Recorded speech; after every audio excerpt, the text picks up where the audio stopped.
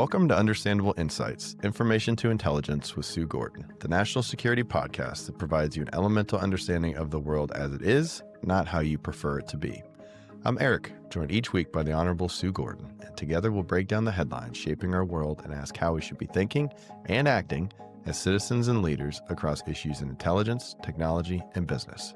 It's December 1st, 2025. Let's get to it. Hey, Sue, how are you? Morning, Eric. Every time you say a date like December 1st, I'm like, gack. It's December. I know. Time's moving. So how was your Thanksgiving? That was great. It was great. Good. A lot of good food, overstuffed, although we were 16 minutes late. Whoa. What I know. happened? What happened? I got to take full responsibility. It was poor prompt engineering, I guess. No, I'll tell you, we threw a couple dishes on at the last minute, realized we didn't have enough sides. And so we went to the Chop Kitchen, opened our baskets, and threw together a sweet potato dish and a couple other things that adjusted the timeline a bit.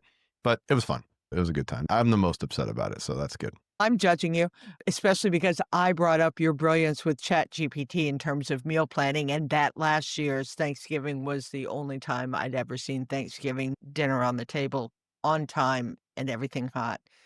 16 minutes late isn't bad. For everyone else in the entire universe, 16 minutes late is the same as on time. Yeah, I'm trained to plus or minus 30 seconds, right? Some old habits will never die. Yeah, that's awesome. Also, big sports weekend. I watched a lot of sports. I love this time of year. The Texas A&M game that was occurring right outside my window, however, I was not in the stadium, was just an awesome game. If you like rivalries and a good game where the outcome is uncertain the whole game, this was certainly one of those. I'm happy that Texas won, but mostly I just love the good game. There's a lot of banter about whether Texas has now done enough to get into the college football playoffs. But my question for you, Eric, even though you're a Texan, is what about Navy? I saw a graphic that said they had a 1% chance of getting in. So what are you thinking about Navy and Horvath in terms of these big national plays? Yeah, so Navy team's rolling, looking great. Unfortunately, their one loss to, Yeah. they lost to Notre Dame, but their loss to North Texas precludes them, right? North Texas is going to the championship game. And so as a smaller conference, you're not going to get that at-large bid, and you're not going to get into the playoff without winning your conference championship game. It'd be great for the program to play in one of those big games, but they schedule big games every year. And last year, able to play Oklahoma in a bowl game and defeat Oklahoma was pretty cool. But the team's great. They look great. Navy triple option used to be just a lot of running the football and slow and grind you down, but this Horvath kid, he can throw the ball and even be considered in the Heisman conversation. I think he might end up in New York. It's crazy. I wasn't sure we'd see the Navy team that was as dominant as it was during your years there. Those years with Ricky Dobbs and stuff were phenomenal, but this is good. And to your point, I think it's even more fun to watch. Okay, last thing, just continuing with our theme. It's December 1st. Are you decorated for Christmas? Yeah. Oh, yeah. Fully? Yeah. No, I can't find the roof lights. I feel like Clark Griswold looking around, like maybe they're in the basement. No, we got the inflatables up. I don't know where I put those lights, but we'll get them up this week sometime. Eric, I hate to say this, but you're quickly approaching the age where, the American Medical Association suggests that you should not be getting up on a ladder anymore. Maybe it's for the best. Maybe your family hid them. That could be it. Yeah, I've got nothing up here in my apartment in Texas. I do, however, have my amazing 12-foot tree up at the lake house. So hopefully I'll get there this weekend and feel Christmassy. I think we both need a little tree. I think so too. I think next episode will be more Christmassy. All right, let's do this. Let's get some headlines. Immigration from Afghan ally accused of murder to high-skilled hostages. Who we let in and how we treat them. From backroom peace plans to bags of cash, Ukraine's future in the hands of unelected power brokers. From kill everybody to airspace closed, is America slipping into a shadow war with Venezuela? Medical debt in, nurses out. How we're quietly weakening America's first line of defenses. And finally, from prosecutors to reporters, inside America's new era of retribution politics. All right, so we'll start with the immigration discussion. And last week, 29-year-old Ramanula Lankawal is accused of driving across the country from Washington State and shooting two West Virginia National Guard members just blocks from the White House. 20-year-old specialist Sarah Beckstrom passed away from her injuries, and 24-year-old Staff Sergeant Andrew Wolf is still in critical condition. Before he even set foot here, Lochinwall was part of a CIA-backed Zero unit in Afghanistan, which was a secret strike force of Afghan commandos that helped hunt Taliban leaders on some of the most dangerous missions of the Afghan war. These so-called National Strike Units were among the most heavily vetted partners the U.S. had. American officers praised their skill and loyalty, and when Kabul fell in 2021 during our withdrawal, Washington rushed many of them onto the evacuation list because they were atop of the Taliban's kill list. Lochinwall came to the U.S. under that evacuation effort called Operation Allies Welcome, and his asylum was approved earlier this year. But within days of the shooting, the administration also ordered a nationwide halt of all asylum decisions and froze immigration processing and visas for Afghan nationals, effectively slamming the door on tens of thousands of people still waiting who had been promised a path to safety, who had previously fought alongside U.S. forces. This is a horrific act committed by someone we once labeled as an elite ally. It should be fully investigated, and this man should be brought to justice. But I don't know about the sweeping judgment to punish the entire Right. group. We've also are reminded of previous green on blue attacks when we had forces in Afghanistan of some highly vetted individuals attacking U.S. or coalition forces. So what's your overall reaction on this series of events, reaching as far back as how we left Afghanistan, but what these units actually meant for our tactical successes there? Right. And then what does it say about where we are now with immigration? Yeah, I think you actually summarized it really well. First, on the moral clarity, this is just a horrific act. And there's a special place in, I think, both our hearts for the women and men that choose to serve their country and put themselves in harm's way. I don't think we know enough about the motivations of this individual, but the act itself is horrific. And for the Yeah. families, it breaks my heart, especially at that time of year. That said, I think we need evidence-based policies. It feels like while we do want to respond to crises, I think we have just turned into, making everything one, that the president has to speak on everything and that he speaks so definitively as though we know everything about this. So from a national policy perspective, rush to judgment before we have everything in evidence seems not in our best interests. It is absolutely true that the United States depends on foreign partners, especially when we're in country. People with local knowledge who understand not only the culture, but the land and the players are so important to us. And from the earliest days in Afghanistan, right after 9/11, all the way up until the end, I think being partners with local actors wherever we are is really important. And they are vetted. And from a US perspective, and you and I talk about this all the time, part of having friends or people who are willing to partner with you is what you do when the fighting stops, when you less obviously need them. And it talks about who you are. And we have always been someone who have taken care of the people who took care of us. So this feels when we go from the individual to a national policy that affects how we're seen as a trustworthy partner, Mhm. I think it is bad and long-term destructive. Again, we don't know. Individuals make their own decisions. So to come up with an immigration policy that lumps everyone in the same bucket because of the action of one that feels, I hate to say it, but un-American. Free and open societies depend on a default to trust. In other words, we punish actions, not broad categories of folks, and so this moves down that path. So that's just in the context of this action and the move to an anti-immigration policy feels premature, even if it allows for a soundbite or the appearance of toughness. I think this is one that is too early, too destructive to the way we have historically prosecuted our own national security interests with partners, and I suspect some of it will be rolled back. Yeah. You want to put a pause on renewing those Mhm, applications while you investigate and figure mhm. out what slipped through the cracks or any other processes that Yeah. need to be changed.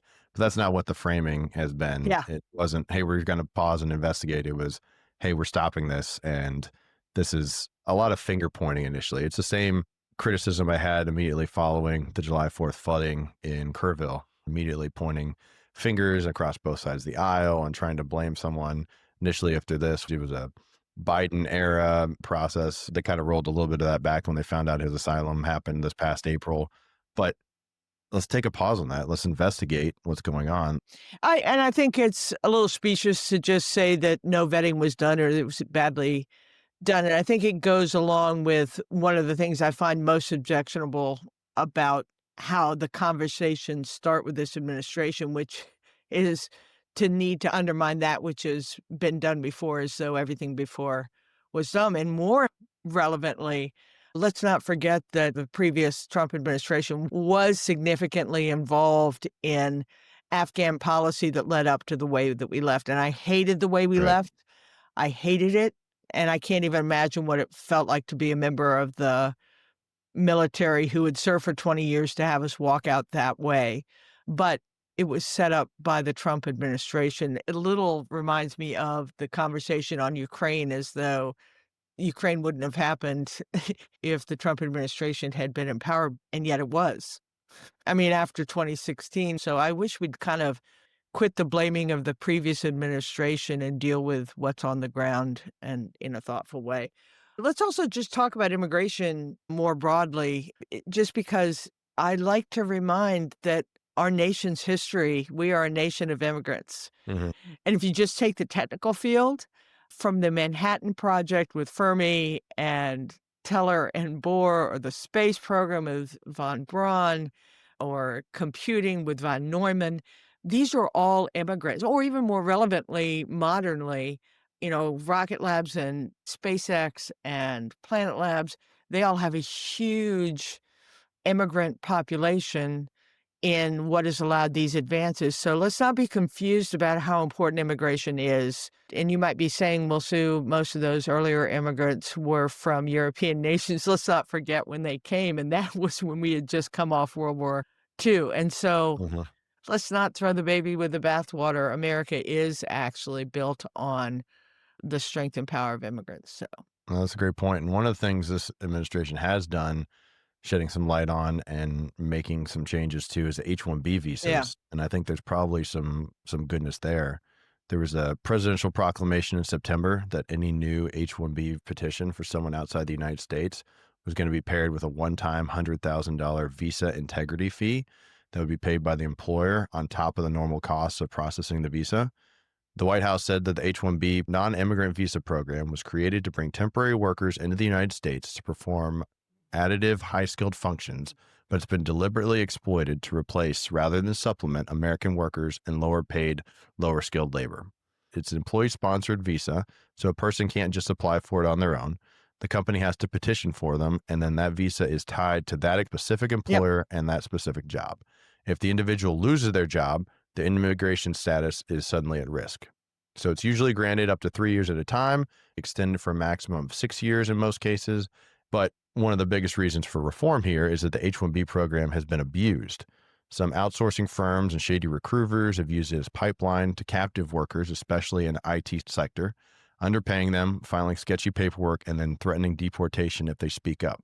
Because you're tied to this employer, they can say, well, we want you to work more than 40 hours a week, or we're not going to pay you as much money. And if you object, they say, well, we're just going to deport you. We're going to send you home.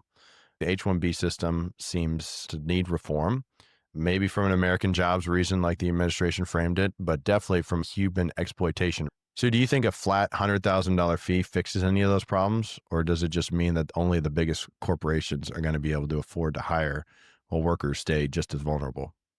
Yeah. So on the plus side is I love intention, right? And so what it's basically doing and what the companies were doing is saying, we need talent. And this is an attempt to say, yeah, yeah, yeah. And it's going to cost you something to make sure that you're not just using it to bring in cheaper labor that dilutes our industry. So with my optimistic hat on, I'm going to say that this is moving in the direction of here are the things we need.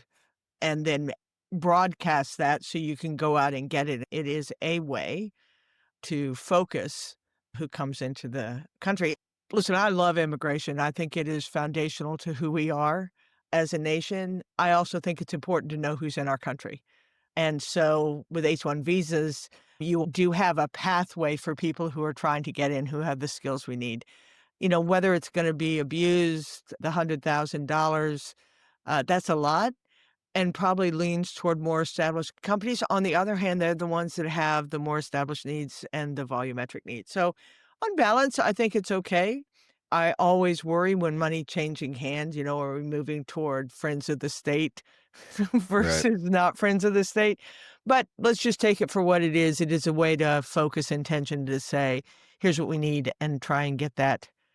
And, the universities are under assault too. I would say that anything that diminishes our universities as being an attractant for talent to the United States, I think is myopic. And so I'm gonna put the H-1 visas and interests of universities kind of together to say that they are a way to focus on what we need and try and attract the talent that wants to come here. But both of them can be both abused, and if we don't couple them with good paths to citizenship for those that wanna stay, I think they are doing only half the job.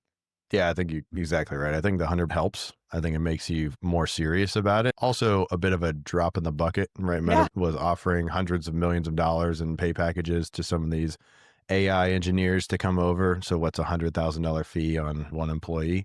But if you also couple this with making the employee able to transfer between the job, giving right. them a little bit of leverage. And even if that's in terms of a buyout, right? If you're going to go to another company, if that company is going to pay what you still owe off of the $100,000, because the employee needs a little bit more leverage in the situation instead of, if you don't do what we say, we're going to deport you.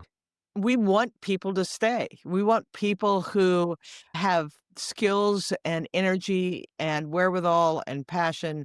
We wanna have them have the ability to stay. We're not just bringing people in to serve a company and then just disappear in the same way that I don't want people to just come to university, enjoy it, and then have an immigration policy that forces them to leave. This idea of a nation of immigrants coupled with making sure that our interests are well represented without creating the indentured servitude.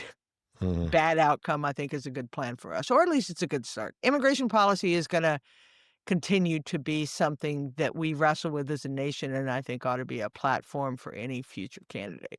All right. Let's transition to talking a little bit about Ukraine. Yeah, So, simple topic. over the weekend, U.S. and Ukrainian negotiators met for about 4 hours at a private club in Florida, trying to hammer out a framework to halt Russia's war in Ukraine. Secretary of State Marco Rubio called the talks, quote, very productive, and both sides said they made real progress on a plan that's supposed to stop the fighting and set Ukraine up for long term security and reconstruction. Now comes the next step. Trump's special envoy, Steve Witkoff, and his son in law, Jared Kushner, are expected to head to Moscow to sell that plan directly to Putin.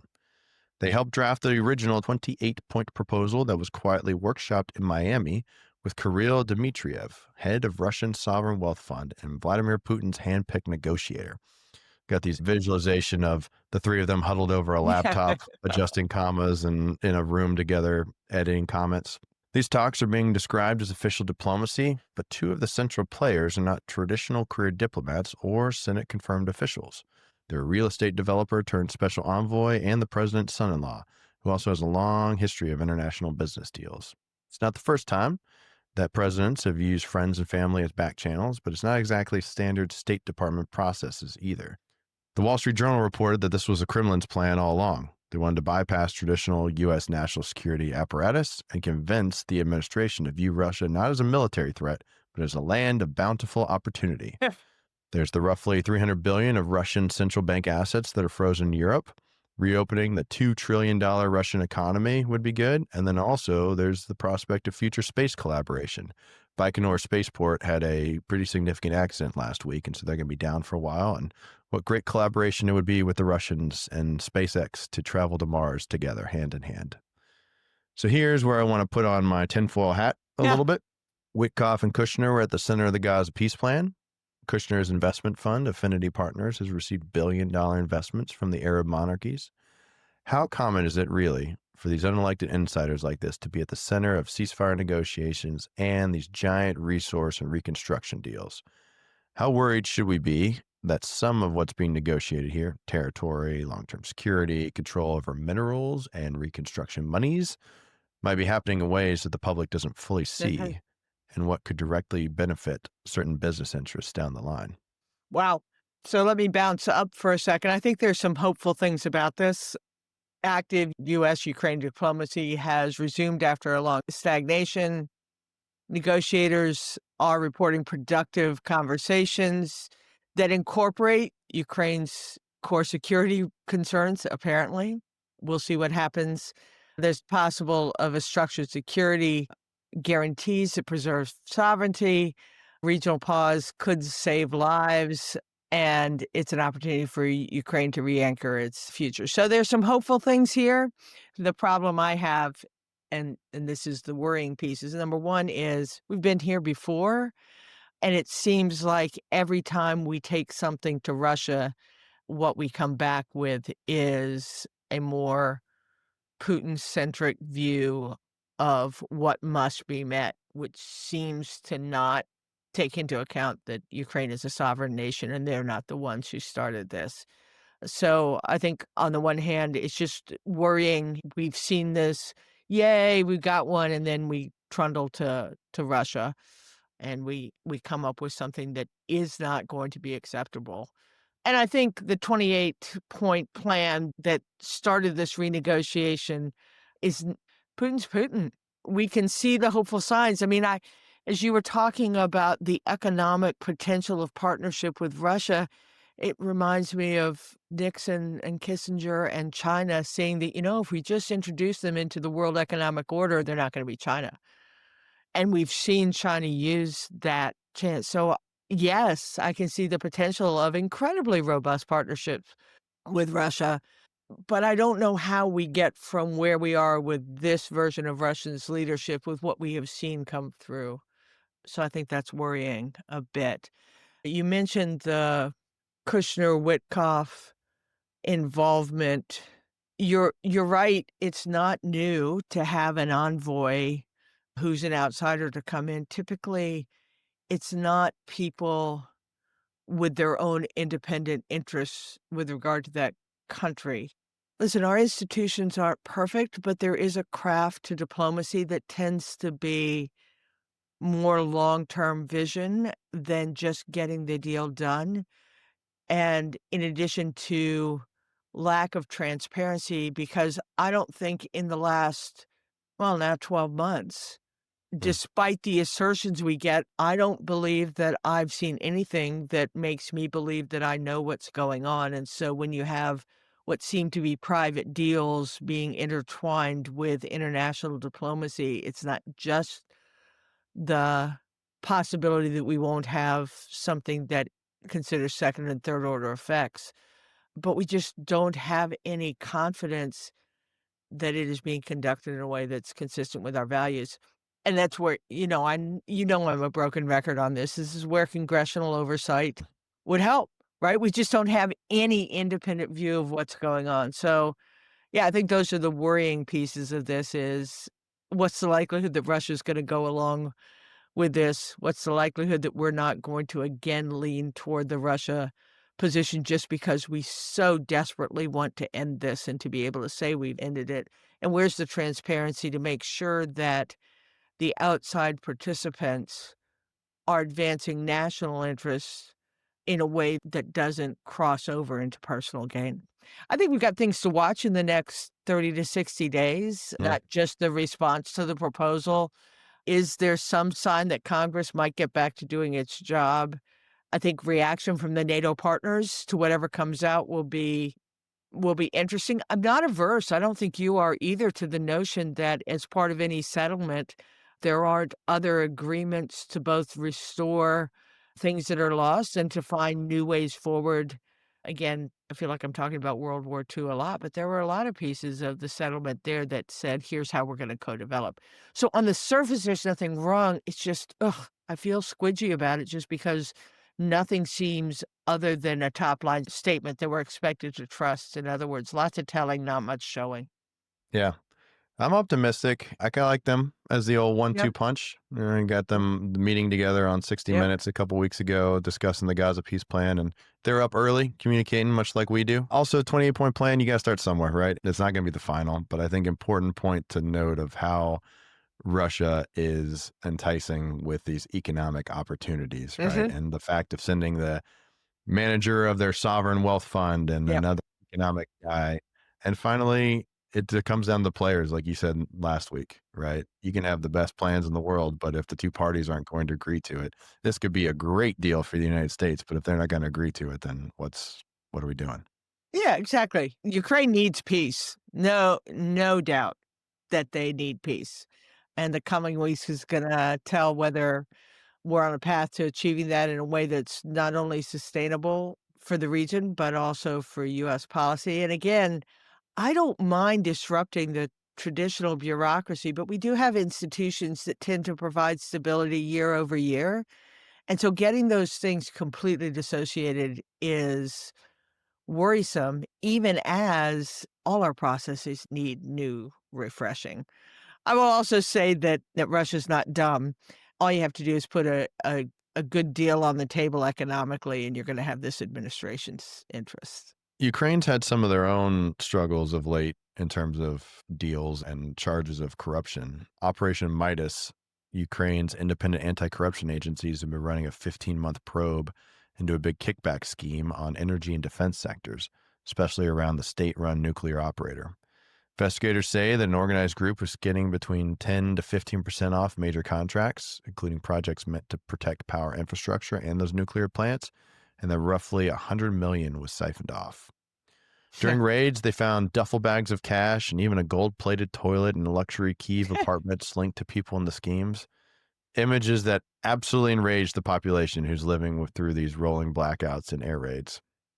Alleged ringleader Timur Mindich, longtime associated and former business partner of President Zelensky, he's accused of running the laundry room for these illicit funds, and he reportedly fled abroad.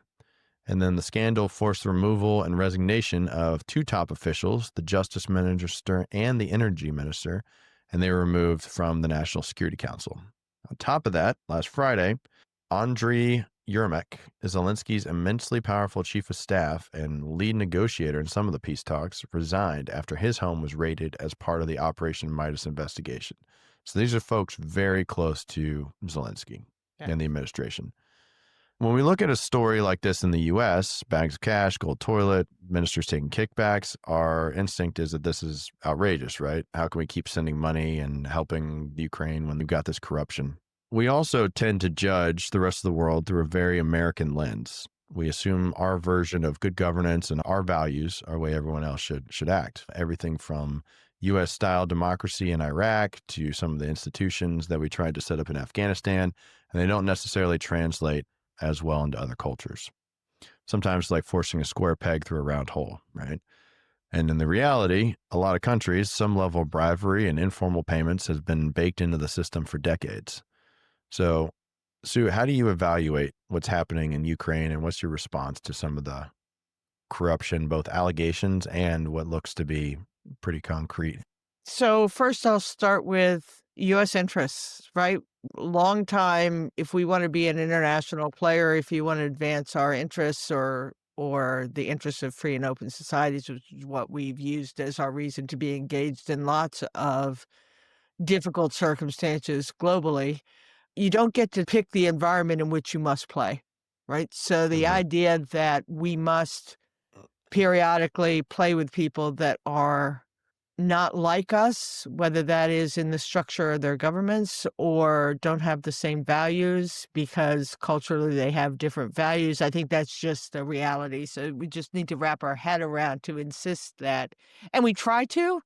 We try and vet the people with whom we work. We try and draw a line in the sand on human rights violation, but there's just only so far you can go when you're going to advance your interests with a foreign partner that may not be the same as you. So that's just kind of top liney.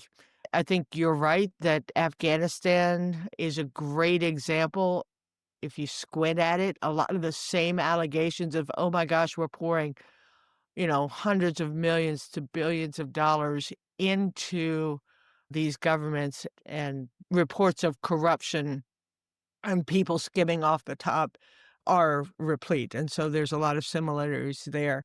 And remember, we're pouring it into a structure that doesn't have the same kind of oversight rules, watchdogs, accounting, and so you put all this money in to a bunch of leaders that may or may not have the same rigor, nor is there the Yeah. same transparency and oversight. I think you're gonna get this to come along. So I don't like it just from a US perspective of, are we getting our money's worth of our investment? But remember, we're investing for a larger outcome, and so you just kinda buy it. So Right. that's one.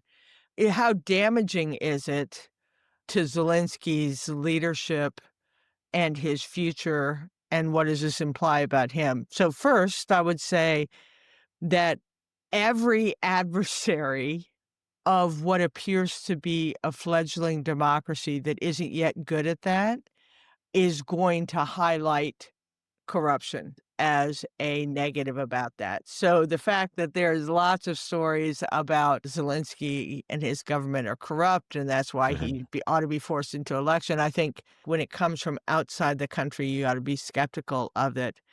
Inside, it's problematic, and it's mostly problematic because Zelensky has presided over an incredibly damaging time for the country. Now, it's better Mhm. than losing its sovereignty, and that's what he's argued, and he's been present, and there have been a lot of good things about the fight.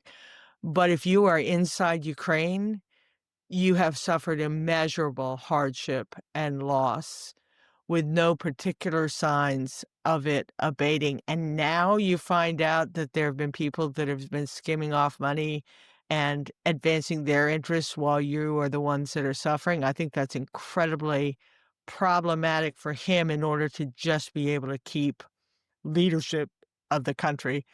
And I think it's a great time for Europe and the United States to offer to help, not to resist it, not to ignore it, but to try and not buy into the, "Oh, this means we need to pull out Mhm. entirely." So I think it's just cost of doing business. There are some lines that we typically draw. Financial corruption, it almost feels par for the course, especially when you think about the money that we're pouring into nations that are fledgling, don't have the infrastructure, and involved in the fights for their lives. And we ought to do everything we can to make sure that the American people's dollars are being protected.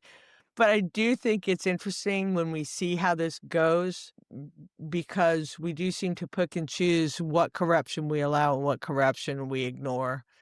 Not that I'm gonna talk about the Oval Office meeting with Saudi Arabia. MBS. Yeah. Yeah. Yeah. The good news is they have these watchdog groups and they are doing Yeah. the Yeah. investigation. And I think this is a very bad PR nightmare for Zelensky, right? Like you said, the people sitting in darkness, and meanwhile, your leaders of the energy ministry is taking money off the top and profiting from this. The point about the elections, we've talked about this before. It is in their constitution that during wartime they're not going to stand elections. But I imagine there is going to be growing calls for Discontent. this because Zelensky and his team tried to pause some of the watchdog stuff and tried to pause some of the corruption investigation. And there were protests in Ukraine from the citizens, and they said, we need to do these investigations. And they ended up resulting in these folks resigning. And I think it's also important to remember that we've come a long way as a country as well from the era of patronage and people receiving jobs because of who they knew, but how prevalent that was in the late 19th Yeah. century compared to establishing of the civil service exam and things like that. Yeah, I love that, and for anyone who's looking for something to binge watch, this isn't a long one, but Death by Lightning on Netflix, talking about the administration of James Garfield, who he and his successor really were the bridge away from patronage. It's a revelation. I encourage you to watch it. It's just a great reminder that there are lots of elements of our history. But back to Ukraine, I just would hate to see if the US overreacts to this. Listen, I think we ought to help Zelensky fight corruption and do everything we can to help it and support those investigations. I hope it doesn't turn into something that causes us to walk away from their cause because, again, to me, U.S. interest is advanced when free and open societies succeed. Yep. From oversight in Ukraine to our own country and Venezuela. We talked before about the strikes on suspected drug vessels in the Caribbean and Eastern Pacific, 21 strikes and counting. According to detailed reporting based on internal Pentagon accounts, Defense Secretary Pete Hegseth allegedly ordered a second strike on a disabled boat to kill the survivors after an initial hit, at one point telling subordinates to, quote, kill everybody. He denies giving that order, but senior lawmakers in both parties say that if the reports are accurate, it's a textbook war crime case. You're not allowed to deliberately target people who are hors de combat. That's a French term meaning out of combat. Hors of combat is a different show. We're going to talk about hors de combat here. Nice. Bipartisan committees in both the House and Senate are launching investigations into these operations, what legal authority they're based on, who was actually on those boats, and whether the chain of command followed U.S. and international law. Lawmakers are suddenly using the same phrase, quote, vigorous oversight. Giddy up. Meanwhile, over the weekend, President Trump said the airspace above and surrounding Venezuela should be considered closed in its entirety. Venezuela government is calling this a colonial threat and a violation of their sovereignty. What do you think, Sue? Yeah, we've been pretty clear. I think the two of us agree on just not liking, at the very least, the way we are prosecuting whatever it is that we're doing against Venezuela, even recognizing that the Maduro regime is problematic, that narcotics trafficking is bad. Neither one of us has thought that the way it's being prosecuted is consistent with our policy, our statute, and our Yeah. values. And so I think this is a if true, I think it's horrific. Although the other stuff was pretty bad too. But the idea of seeing survivors and saying, yeah, and again, you're not talking on a battlefield where you can't leave survivors with guns who are going to go and do this. This just feels wrong. I like that Congress has found a little bit of a voice in terms of doing its job. If you take a historical view on this is typically what happens when the U.S. national security community gets overzealous in the way it decides it's going to prosecute an interest, and then something happens that is both public and inconsistent with Hmm. what appears to be our values, and Congress investigates, and usually change happens. And it's not that those, investigations are devoid of politics. Politics always comes with a point of view. But if you think about it, whether it is what we did right after 9/11 in terms of the Patriot Act or enhanced interrogation or Iran-Contra or Guatemala, there's just lots of examples when things came to light, congressional investigation, and then there's reshaping of what the US does on those things. So, given how little we've known or understood or liked about what we're doing in Venezuela, I don't mind something that causes Congress to get into its oversight role. As far as the president suggesting the airspace is closed, again, it reeks of overreach, and on what basis and with what predicate. We need more national conversations so that we understand these things because these actions do put American lives at risk, and it does demand understanding. I think in light of our conversation on both Ukraine and then kind of rippling back to Gaza, I think there really is interesting conversation to be had about what is the real interest, and is it a resource-based interest? Is it about oil, and will we see the next step being some set of deals that would say Maduro steps down and we get some economic gain or opportunity because of that? So I think if I'm watching Venezuela, that's one of the things that I think will be interesting to see if it manifests. I suspect it's a part of our interest.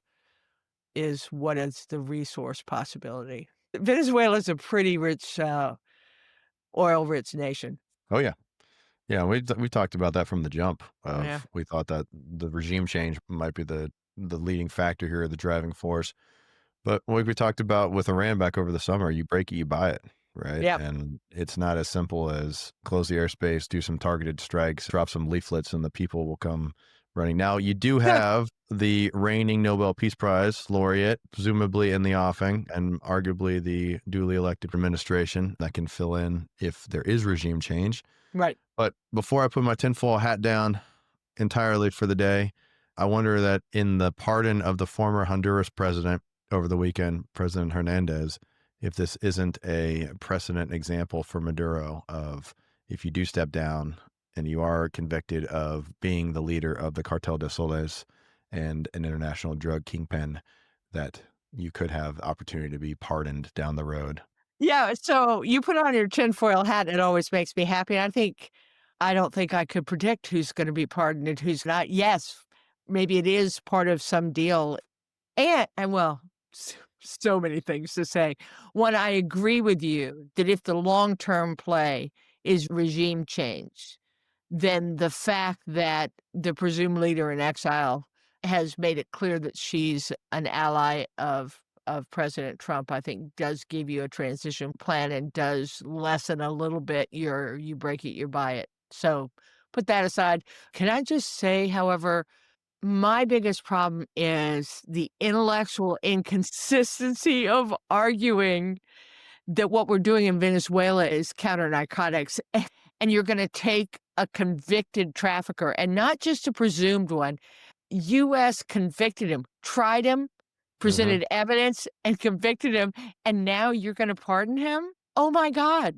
Listen, I hate when the government is slow and pedantic and not responsive to national needs, but I might hate it more when you can't count on understanding what the government's actions are doing and seeing some sort of intellectual integrity with the things we're doing. The pardoning of the Honduran president at the moment that we're doing these actions in Venezuela is just like, what are we doing? And how are we supposed to have any confidence in our government and its actions on behalf of the American people, using the American people's resources and putting American lives at stake when we do Hmm. this kind of Looney Tunes stuff? That's a Yep, technical term, Looney Tunes. that's right. I'm not a fan of anything we're doing in Venezuela right now that I can see. I'm not a fan. Yeah, we'll certainly keep an eye on it because I think there's things developing as we speak. But we'll transition over to the health and education as part of our security infrastructure. And charities so far this year that help people pay medical bills are sounding an alarm.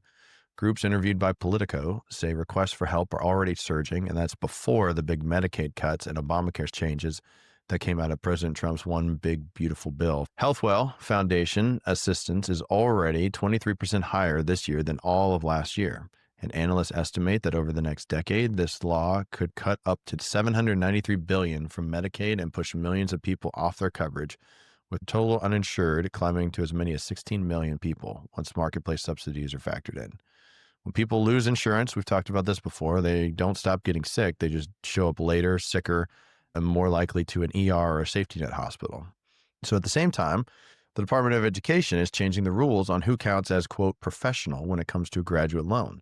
Under the new interpretation of the same law, fields like nursing, physical therapy, and social work are not treated like medicine or law. That means graduate nursing students will face much stricter federal loan caps, around $20,500 per year and $100,000 total, instead of the higher limits that went upwards of $200,000 that apply to designated professional degrees. Nursing groups say that it's coming right in the middle of nationwide nursing shortages and will make it harder to train the advanced practice nurses in rural and low income communities. So we're making it harder for people to get care, and at the same time, making it harder for people to train to provide that care, especially in nursing. Department of Education's using a narrow, older definition of what a professional degree is, which includes medicine, law, pharmacy, and not nursing. They also claim that around 95% of the grad nursing students already borrow under the $100,000 cap, so most won't be affected, and that this will reduce excessive debt and pressure schools to lower prices if folks aren't going to be paying for them because they can't get the federal loans.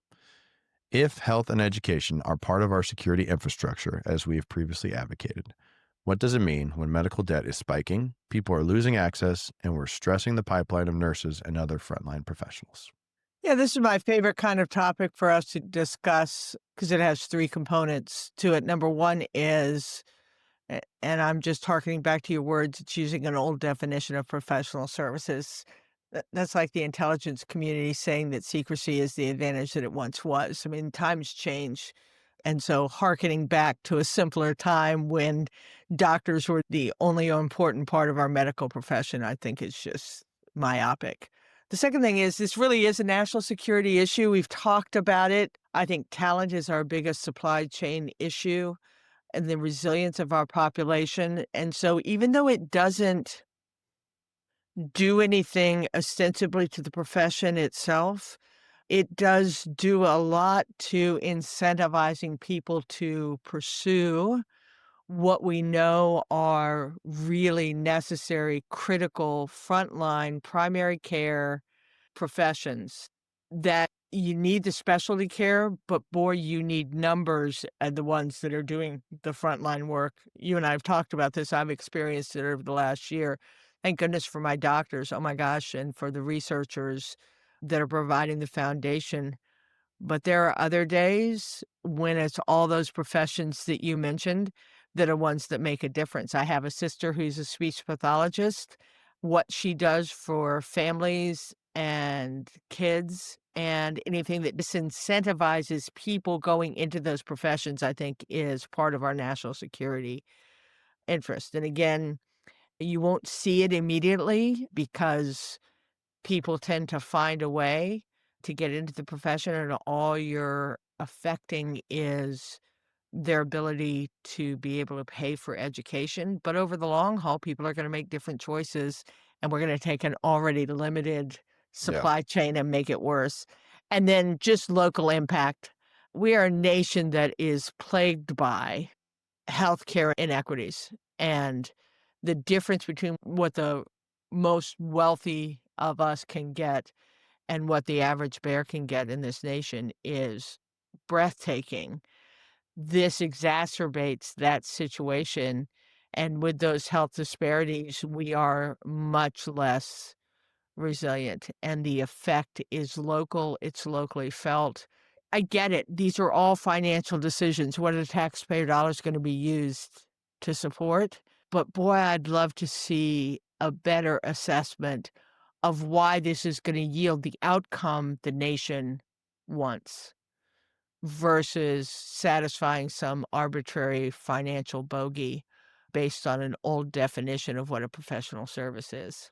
It's a hard enough profession and a hard Right, enough job as it is. We don't need to add or right, bring back additional barriers for people to advance their degree or their education. And maybe that's an incentive for them to stay in the field a little bit longer. We talk a right. lot about medical professionals facing burnout and how you mitigate that across industries. I think we've talked about before that we've made access to student debt way too easy. And this is very different, though. This is not an early impressionist art degree that Yeah, you spent $200,000 on, and then you're stuck in debt paying the rest of your life for a job that you're not going to use it. This is a functional, practical, almost reminds me of the trades, right? These are services that are in high demand and professions that we need people there. We need to incentivize as best we can. Do I think education and student loans need to be reformed? Absolutely, but this is not the avenue. It's just another example of they took a plan and then they slapped it in the wrong place. And right, this is right, not the thing that needs to be reformed, education right. department. Based on an old view of what was important, and I'm citing your tinfoil hats, you can put a tinfoil hat on anything. I can also make everything, everything, and I think this is different in the same one that H-1B visas are, and that is anything that expresses national intent and putting resources behind that in order to achieve an outcome is definitionally, to me, a good thing. And so these are professions we know we need, Yeah. increasingly need when the high cost of healthcare writ large is problematic. To have ways to get to primary care and health education and health services before you have a crisis and need the specialty is really important. So come on. Come on, teammates. Look at what our national intent is and then develop policies against it that are financially sound because I agree the student loan program that we have right now is not the one that is going to be sustainable for either the individuals or the country. But come on, focus on outcome, team. Focus on outcome. That's right. Well, we also kind of have this retribution government Ugh. going on. Reuters published an article last week of at least 470 individuals and institutions targeted in President Trump's second term, from prosecutors and FBI agents who worked in the January 6th investigations to university and media outlets. So, this idea of weaponizing the state purges civil servants, punishments for dissent, threats to investigations or funding cuts, coercing institutions into rolling back policies, etc. So, what do you think about the Retribution article and investigation put out by Reuters? I thought it was a good, pretty tight coverage of what everyone knows is a trend here. And the idea of the government punishing, God, I hate those words, punishing individuals for being different in terms of their view or their face or anything like that, or the questions they ask is just one, pretty close to un-American, and two, I have talked about I hate the escalation of government privilege. I just do. It is always in times of discomfort or hardship, one of the things that we consider doing. Go back to 9/11, we escalated privilege and we then went back and looked at it and we said, I just don't like that to choose something on the other side of the aisle when we were really worried about the purveyance of untruths on social media.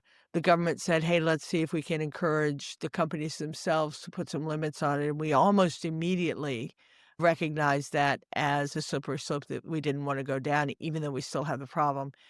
The idea that we have the federal government sending messages about what universities can do in terms of free speech, what individuals can do in terms of making jokes, what reporters can do in terms of raising questions.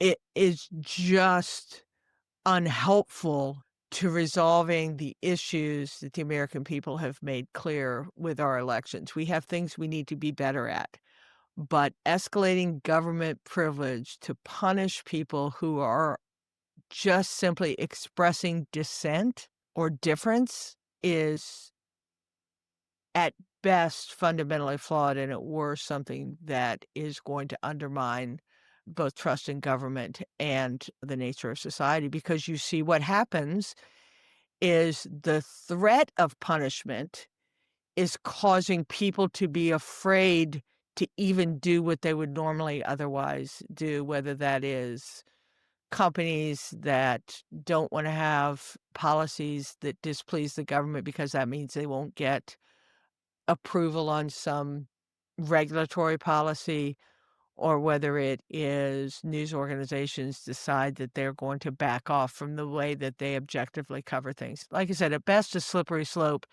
and at worst, it undermines who we are as a nation. I hate it. Yep. Free speech, bro. Yeah.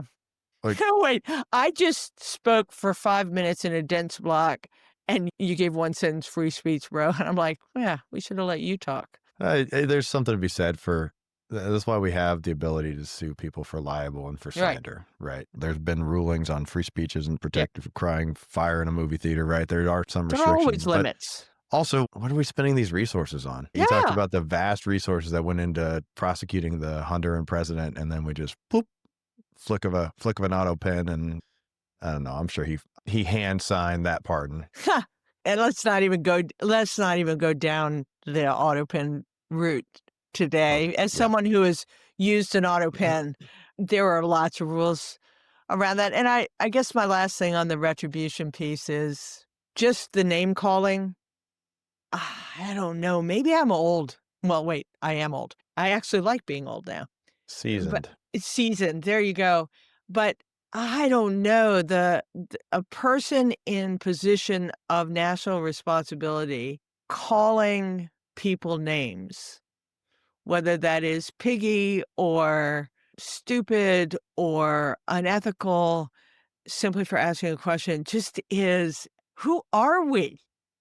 Who are we? Am I just out of touch, Eric, that I want our president to be representing the best of us? Not devolving into personal attacks that undermine our belief in ourselves. Yeah, I think Mhm. we talked about it before. It's the idea of presidential, right? Yeah. That term and how that's devolving. Also, you talked about it, the implications and the implied intent and the implied fear of retribution, right? When you're creating that toxic culture, we talk about leadership quite a bit, and you talk about organizations where people don't have the confidence to speak up or say something or even have any sort of innovation or initiative because that's been stifled because of a toxic leadership environment or fear Yeah. of retribution. The reporters don't work for him. I got that. But how long are they going to want to keep doing their job? And I can't imagine calling anyone piggy. Let's collaborate and work together positively instead of Yeah. there's enough hard shit to do. You don't need to be calling people names. It makes things less, right? Worse, it makes people question, uh, I hate any leader that executes actions or behaviors that makes people smaller is not in our national interest. All right. What else are you watching? Well, we talked about most of the things that we're watching because I think they're all still afoot. Probably the number one thing I'm watching is when we made the budget deal to reopen the government, didn't they talk about having a meaningful conversation with 30 days on healthcare, Medicare, ACAs, that's right. ACA? Have you heard anything on that? And don't talk No. about the president's musings about we ought to give money back to citizens. That isn't a real proposal. Mhm. So where is that? And even though I know we're just on the 1st of December, I think by the 30th of January, we're supposed to be able to pass a budget for reals. And again, where's that conversation? And when is the Congress going to be excused for this holiday? So that's what I'm watching. I just don't know how that's going to happen and how we're going to have a different outcome. Yep. Hanukkah kicks off on the 14th. So we got Yeah. 2 weeks until start Yeah. shutting down. Anything I'm missing? Anything? We started our show episode 20, baby. We didn't even talk about this. This is episode 20. We started with the idea that we'd make a prediction each week. Do you have any random predictions of something no one's watching that you think might be in the offing? I don't. Watching the sports stuff, see what happens in championship week. Speaking of, you got Army Navy in 2 weeks. We'll talk about that next week. Don't give up the ship. But that reminds me of Mark Kelly and the congressional leaders who spoke out about refusing unlawful orders. Interested to see what happens, if anything. Hopefully, nothing with him. I know that the FBI is investigating those leaders. And then also, the Pentagon is riled up about retired Captain Kelly and the potential to charge him under the UCMJ, which is absolutely ridiculous, I think. Yeah, I think I'm going to stick with my predictions that none of these will amount to anything really in terms of legal outcome. But I'm not sure whether that matters. You can destroy a lot of lives just by sending the message and using the power of the government against the relatively little power of an individual. But more than that, when you pursue these, you're undermining America's trust in its institutions writ large just by suggesting that these people did something indictable or findable. So I'm going to stick with my prediction that we'll keep seeing these things, and by and large, they'll come to naught in terms of real outcome, but they will make us less every day. Yeah. All right. Well, that's what we're watching. Thank you for joining us. No doubt there's more to come. This country's strength isn't in its power, industry, or government, but in its people. Thanks for joining us, and as always, remember we're here for you, so look for the link to give us feedback. We're always interested in it and try to respond to it. Join us next week, wherever you listen, for a new episode of Understandable Insights. And most importantly, in my optimistic bent, especially after today's episode, go forth, do good, and for goodness sake, be kind to one another.